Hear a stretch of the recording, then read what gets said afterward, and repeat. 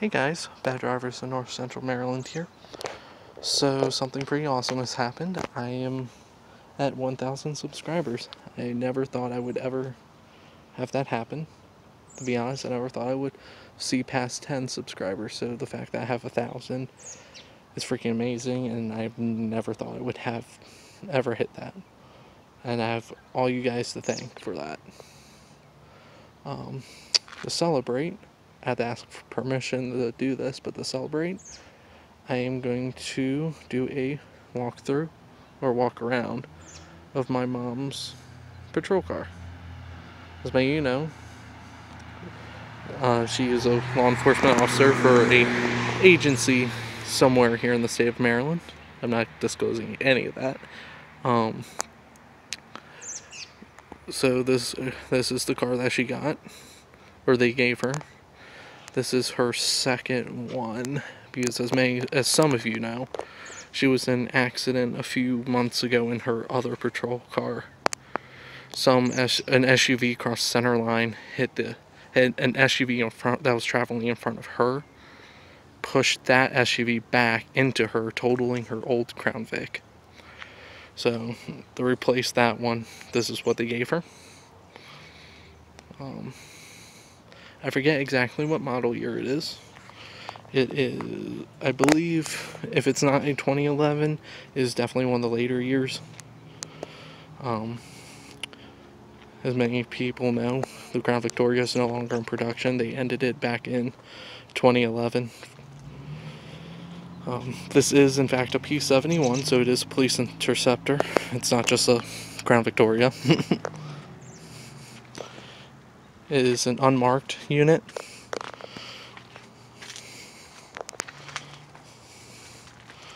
Has the flex fuel engine in it, which, I mean, only means that you can put, I think it's 85 octane in it. Sorry for stepping on pine cones. They're all over the place. You can see old blue back there. So, as you just do a little bit of a walk around of her car.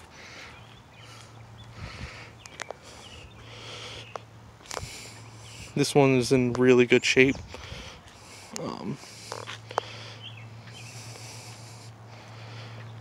So, the agency she works for takes really good care of their cars, for the most part. Like any agency, but yeah. I guess we'll move into the interior so you guys can see what that looks like.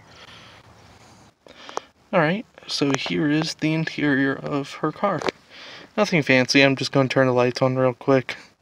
Give me a heads up, it's going to be dinging. I would have the car running, but then her radio would be on, and yeah.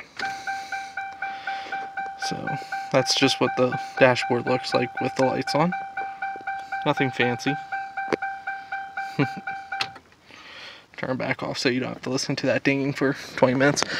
So, as you can see, there's nothing really fancy in it, in her car. You got the prisoner partition back here. Separates her from anyone that she locks up and puts back there. The front seats are cloth. A little bit more comfortable. Here is her laptop computer. So, at the agency she works with, and many other agencies in the state of Maryland, they have all moved to this.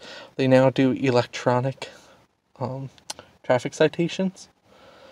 So if they pull you over, they will actually scan that little barcode that's on the back of your driver's license and the barcode that's on your vehicle registration, and it will populate everything on the computer for them. They can also enter it manually, but the scanner is obviously a lot quicker and easier. It populates everything for them. They just have to select whether it's going to be a written warning or if it's going to be a traffic citation. And then they just have to also find the correct charge and what the violation was. And then her car doesn't have it because she doesn't do traffic enforcement in the position she works in, so she doesn't have a printer. But but vehicles or other officers, like regular patrol units, would have this. They would have an in-car printer that prints the ticket out, and then they just give it to you. It's really easy and a lot less time consuming than it used to be. Because, I mean, beforehand, if you were getting multiple citations or warnings or whatever, they would have to sit there and write it out, each individual one, instead of now it's just click, click, click, click, done, print. So, very cool how that system works. Down here, we have her police radio, and this is the control unit for her lights and siren. If I remember correctly, if you flip that switch, that is what controls the lights, and the buttons over there are what well, not the buttons, this knob right here. The buttons also do stuff, but the knob right here controls the siren, whether or not she wants to use her PA system or anything like that. And I will show you the back of the car.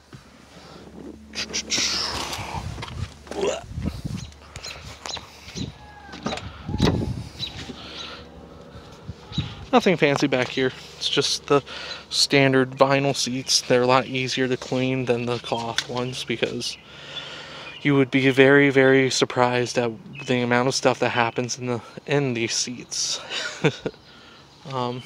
Pretty nasty, actually. As you can tell, not that much leg room when the partition is in here. I am 6 foot even, and I definitely do not have a lot of room to sit back here.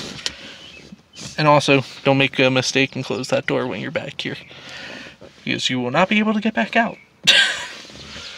Yeah. But, so yeah, nothing fancy back here.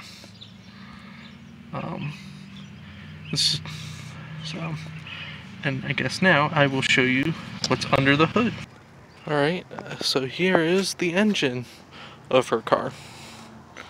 It has the 4.6 liter V8, good old fashioned American muscle in it. This engine makes 239 horsepower at 4,900 RPM. It makes 281 foot-pounds of torque at 4,100 RPM. Other than that, it's pretty just standard engine. Nothing fancy about it. It is the flex fuel. So, as I was saying earlier, I believe that just means that you can run either just regular gasoline in it, or you can use the 85 octane fuel. Other than that, nothing really special about it. Just walk around this real quick, get the view over here.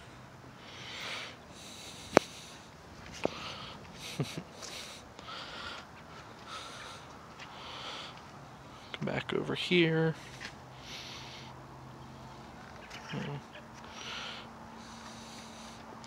Yeah. Overall, this is an awesome car. I love it. I've always loved the Crown Victoria. They've always been relatively good.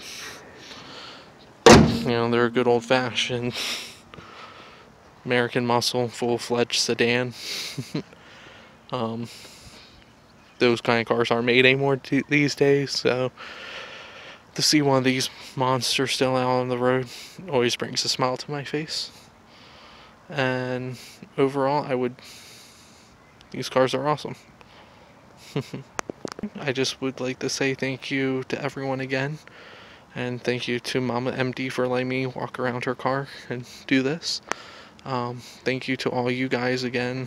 I know I've said this already, but I just still have to, because I still never thought I would hit this point.